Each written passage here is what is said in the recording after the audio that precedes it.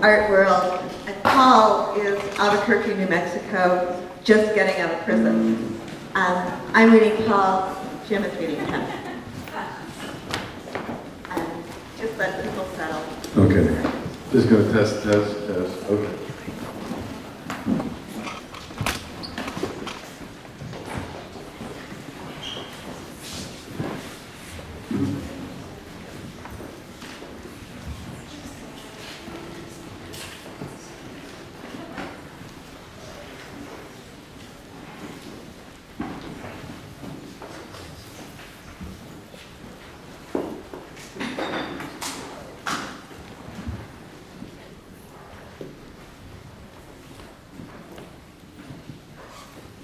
There are some people who seek out the illusion they've arrived at the end of the earth. The opacity of an alien place, an open and desolate feeling.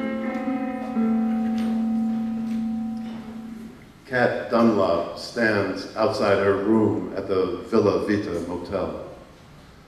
A slight western breeze off the Gulf flavors the desert morning with promise. A promise Kat knows will seem like a distant memory in the harsh, late morning glare of 11. She's wearing the same clothes she dropped on the floor after arriving last night. An old pair of jeans and a cardigan sweater. Her Mexican clothes. Not that these clothes are especially ethnic. When she's in Mexico, she puts on whatever clothing she pulls first out of her bag. Her still lank, childless, middle-aged body has so far spared her the effort of devising a look.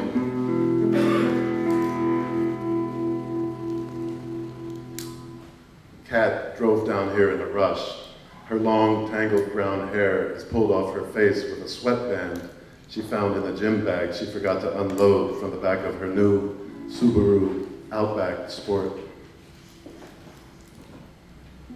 Kat feels somewhat safe and relieved.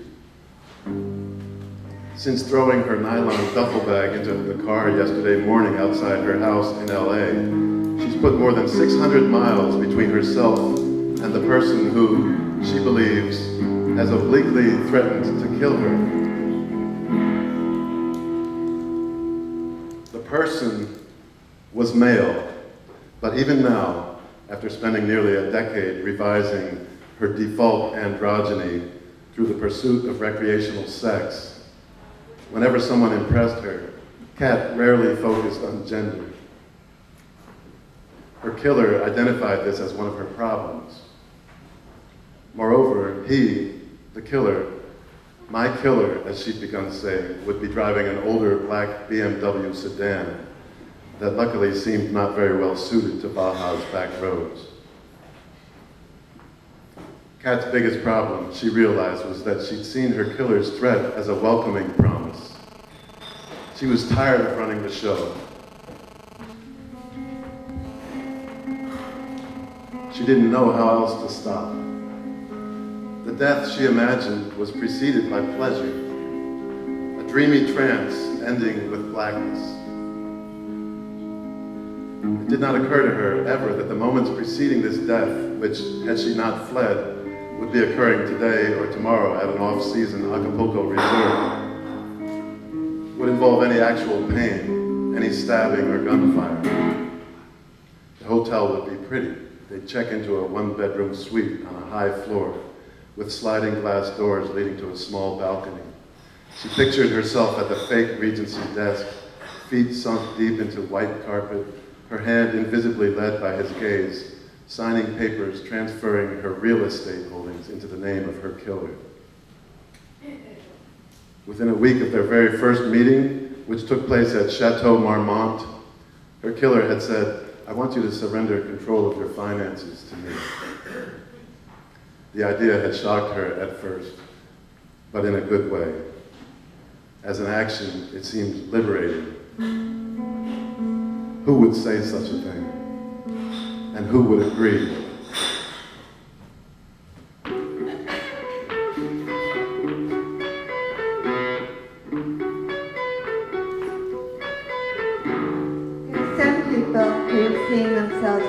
in wherever they go, have never wanted to travel. At 7:30 on a Thursday morning in March, Paul Garcia locks the front door of the blue house on Slade Street behind him. He presses the key tight in his palm before putting it back in his state-issued windbreaker pocket. His own door, his own key. How many times has he thought about this as he worked his way out of Los Lunas State Level 3 prison to Level 2, and from there to the farm and parole? Out less than 2 weeks, he's trying hard to establish routines. Routines are the key to sobriety, changing old habits to new. Paroled back to Farmington, he has to remember the chaos that ended less than 2 years ago with his arrest is only one drink away. During the binge that lasted maybe 6 weeks, he spent nights and days stalking his ex-girlfriend Tanya and getting fucked up on crack. At the outset, his goal seemed really clear. He had to stop Tanya from killing their unborn child and perhaps win her back. If he'd succeeded, he probably could have gone to a meeting and written the crack smoking off as a slip. But once he took the first drink, he was into the zone. There was no going back. After that, he lost his job and then gotten arrested for writing bad checks and credit card fraud. Legally speaking, the stalking and crack hadn't come into the picture. And this was high on his gratitude list because if they had, he'd still be locked up with the Level 3 rapists and gangbangers. Before this, he'd been sober a year and a half.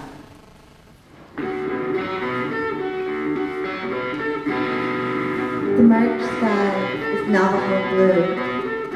What a beautiful month. There's a thin coat of frost on the ground that will burn off before 10. Paul closes the gate to the tiny front yard.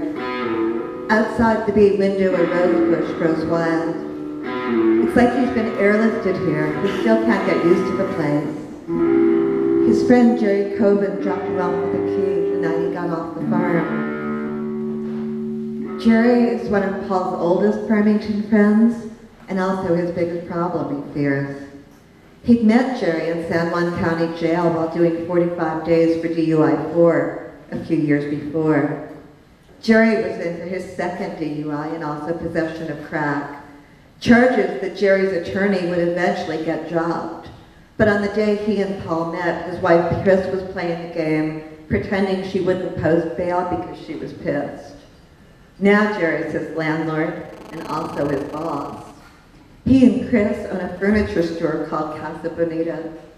The blue house on Slade Street was new, something apparently he picked up on the side. Flanked by apartments, the old-fashioned blue bungalow was less preserved than ignored. Oil pumps, copper from decades of rust, run day and night in the otherwise vacant yards. When Paul leaves for work, most of the neighborhood blinds are still closed. These guys work nights in the field, their big shiny trucks parked motel style in front of their doors. Early on in the binge, Paul sold his Chevy S10. For now, until he saves up for a car, he has to walk 4 miles and back to the store. He's glad none of these guys are up early enough to see. In Farmington, no one but the natives, the winos and bums, ever walks. But at least he was free, and shouldn't he try and enjoy this? He'd been crossing off days ever since January 3rd when the parole board granted him early release. And now he was out. Sober since his arrest 2 years before in July, he had not lost one day of good time since arriving at the Level 3. Determined to shave off as much time as he could from the 3 years the judge sentenced him to, he'd stayed out of trouble and done everything right. In addition to good time, he'd earned extra release by going to Bible school, chapel 2 nights a week, and signing up for therapeutic community. In the end, he'd only wasted 16 months of his life, plus the 4 he'd spent locked up in county jail, waiting for the case to be heard. He'd nearly dropped dead when the judge gave him 3 to 5 years. It wasn't as if he'd stolen the fuel credit card. It was his.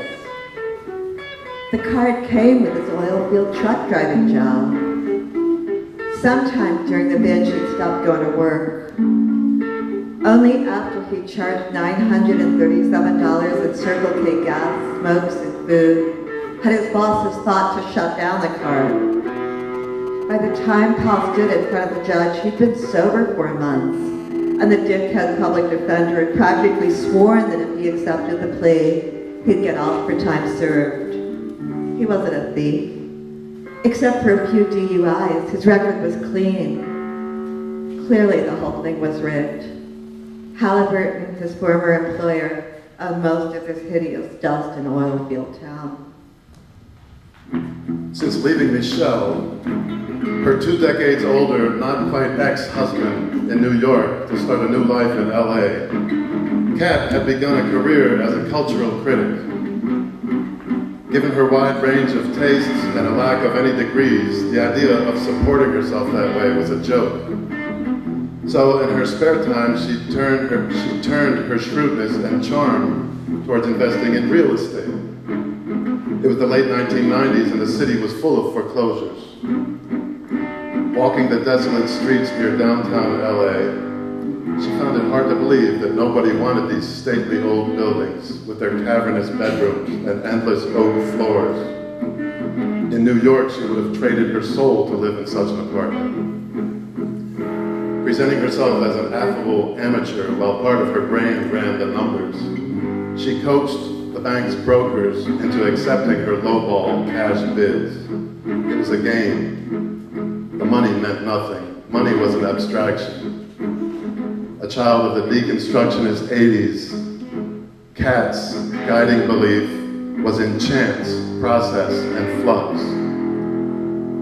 Once set into motion, the game played itself, and it worked. Setting her sights on achievable goals and living modestly, she no longer had to beg and compete for adjunct teaching jobs. She could do as she pleased. So why, in the dead of the night, when her brain finally slowed down, was she so troubled? The bill always comes due, a rock and roll colleague once cautioned when she explained her penchant for recreational sex. And she'd never believed this, because really, what was the debt?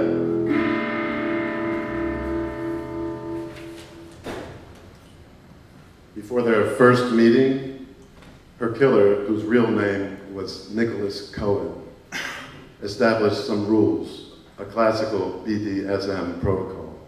She was not to ask questions.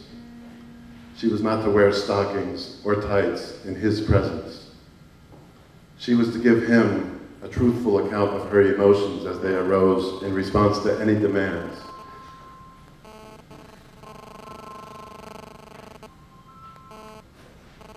She'd assented to all this gleefully, because how can you play a game without rules? But it was cold that first night, and walking into the Chateau Marmont lounge bar, the long skirt and boots she'd worn to comply with his no tights request made her feel woefully overdressed. Her killer was tall, trim, well preserved in that LA way for his age, which she guessed to be in his mid-50s. But what struck her most was his face. It was too fluid for someone that age, unformed, as Michelle might say. Over drinks, a strange psychic transference took place. While her killer recited the highlights of his entrepreneurial life, she saw him see her unhappiness.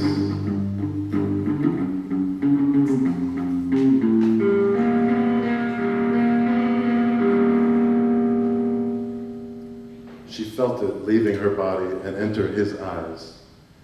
They were joined in a double helix. Minutes after this recognition took place, her killer's right eye started to twitch. The twitch was a dance that went on too long. Overloaded with content, he was a physical mirror for her psychic malaise. She didn't know where to look. Still, whenever she thought about signing her deeds over to him, she pictured her corpse on the floor of the Acapulco resort suite. At first, Michelle and her friends would reject the bland, non-committal report filed on the scene by the Mexican coroner. She pictured the private investigator they'd hire, the clues leading nowhere, the judicial gray zone, crimes committed on foreign soil, not prosecutable, anomalies wherever they turned. Enterprise thrived on anomalies. Eventually, these efforts would fizzle. Michelle and her friends were artists and college professors. Rationalists all. They were not the type to seek closure. After one or two trips, they'd conclude that none of these costly efforts would succeed in bringing her back. The PI's retainer would not be replenished. He'd return to New York or LA, and the case would grow cold. Doubt, the existential disease of the 20th century, would trump narrative.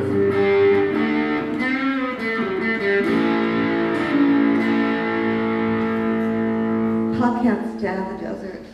It's not like you choose to live here. He said Oregon whenever anyone asked where he was from. In fact, his family fled shortly after his birth, and he'd never been back. But the word summons towering pine trees, wild thickets of berries and grapes, under cool, misty skies, and the life that might have been his if his father hadn't lost his Jesuit college teaching job after his mom became mentally ill. The last born of 6 Catholic kids, Paul can hardly believe the loser flaked out on the couch who was his dad had ever been a Spanish professor, or that his mom, an overweight, screaming shrew, had trained as a classical pianist. Paul's birth began the onset of her schizophrenia. His childhood was marked by maternal caresses, inexplicably mixed with beatings and bricks thrown on his feet. "You little nigger," she'd hiss. His mother was Lebanese. She saw Paul as the spawn of his father, that greasy, spick bastard, that son of a Mexican outhouse shitter. Disgraced when his mom called one of the nuns at the college a whore, they moved back to Albuquerque where his dad had grown up. For the rest of his life, he taught junior high and fell asleep every night on the couch. Paul moved to Farmington with the cops after him 6 years before his arrest, thinking his sister Renee might take him in. When she did not, he'd already run out of cash and could not think where else to go. So he lived in his car for a while and got a couple of jobs. In his heart, he despised the white trash that comprised Farmington, both high and low. But he learned to fit in and even picked up the drawl. He checks the box other whenever he has to fill out a form that asks about race. In his 38 years, he's only left the state twice. 10 days out, even the flat stretches of Farmington streets are a jumble, almost too much for him. He still can't get past the unlimited feel of the dry, sun-warmed air on his skin. It's like being touched. Paul doesn't like being touched. The March breeze makes him dizzy. It's like being touched by a beneficent presence, or maybe by God. But passing the high school on Slate Street and Locust, his stomach clenches. Swarms of kids everywhere watching this weird old guy cut through their grounds. Short, prison-cut hair, a few new gray strands mixed in with the black. He feels like a slow-moving target walking to work. With his broad chest and thick wire-rimmed glasses, it's like he's an alien freak dragging himself through a nuclear desert after the world has been bombed. He's built like an athlete. Even with olive-tanned skin, he could pass for a regular Farmington guy, except for these dorky glasses. He was always a nerd. His feet are too small, and now his hairline's receding. He looks like a satyr. Paul is certain people are staring at him from their cars, as if they could see the thick pelt of Lebanese hair on his back. Oil field guys cruise past in their Yukons, 250s, and Rams, while he trots on the side of the road like a dog. Can they tell that the clothes on his back are state issue? His jeans aren't even a brand. They were hemmed by an inmate before he got out of prison. First things first, he repeats to himself, coming out of the schoolyard on L, I've got to stop tripping. Even though Jerry's only paying him $250 a week, that doesn't mean he can't hitch a ride to the mall for a nice pair of Levi's. It's still early days. Get a grip, put a lid on those negative feelings. Still, it's a lot harder being sober outside than in prison. Cars whizzing past. Just for today, I can choose to stay sober. How many times has he repeated this sentence in meetings? But what do you do with your thoughts? In 2 weeks, he'll be 20 months sober, but he's been 20 months sober before, and look at what happened. The old-timers who've been sober for decades and still come to meetings, there's something different about them. They're not just refraining from having a drink. They seem somehow free, as if they've reprogrammed their negative thoughts. Maybe that's what they mean by the spiritual awakening. In prison, Paul turned his will over to God, but he's still the same person. Can you hate yourself and love God? Brother Charlie says no. On his third night in prison, Paul dreamt he saw a big orange van drive over a cliff and crash on the asphalt below. The van was loaded with uniforms, painted as bright as his ugly jumpsuit. He ran down the hill to investigate. 2 young people sat on the ground all shaken up, and the truck was in pieces. He knew there was someone he knew in the wreckage. And he woke up in his cell to the sound of his own crying. He took this to mean he was, as they say in AA, no longer driving the bus. When Kat met her killer, she was beginning to wonder whether her shrewdness and charm had, in fact, served her. She was a rock being used as a whetstone for vultures, people who took and gave nothing. So her killer's idea that she surrender control of her finances struck Kat as brilliantly zen and profound. Even a slow death at his hands would be better than the death she'd inflicted herself. At least he was putting himself on the line. She didn't realize it then, but she'll spend the next several years trying to decode what she has come to define as her death wish. In search of a structure, she'll enter psychoanalysis, as if retracing events in the past leading up to the day she met her killer might show her where this death wish began. There's a recurring belief that certain decisions were made while we were still lost in the womb of our childhoods. Kat wrote in her notebook while she was still on the road. Transactions were brokered in windowless rooms. Armies of people speaking in bland West Coast American accents. Audio tapes washed up at a yard sale. Always, the real story was elsewhere. When Paul turned into the used store outside of town, for the first time all day he was happy. He had the key to bin number 138 in his windmaker pocket. When he turned the key to the padlock, he saw all his old things. He almost choked up. They've waited for me.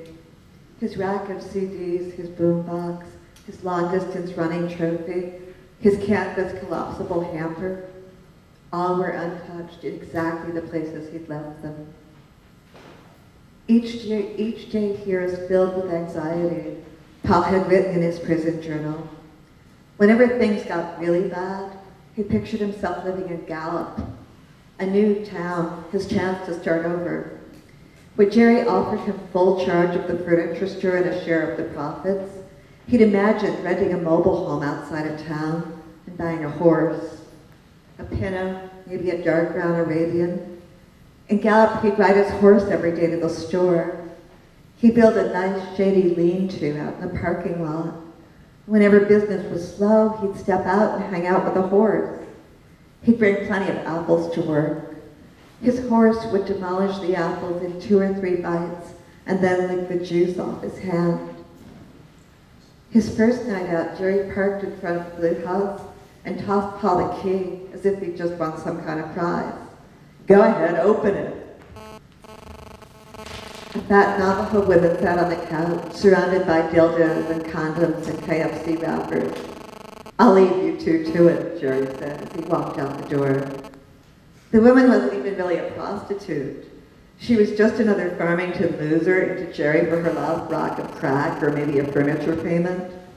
Typical Jerry. So cheap he could not even spring for a nice blonde Santa Fe whore. After he forced himself to do what was expected, the woman curled up under the sheet as if she expected to stay there all night. By now it was 4. Desperate, Paul told his first lie since he turned his life over to God. Listen, you've got to go now. My mother's coming to visit from Albuquerque. She could show up any time. His mother was dead. He'd never once been to the grave since her funeral 8 years ago, but that got the girl out the door. As soon as she left, he started to clean. He cleaned for 3 nights. He found some old rags, some bottles of bleach and ammonia, and cleaned his way from the small covered back porch all the way out till he reached the front door. Thank you.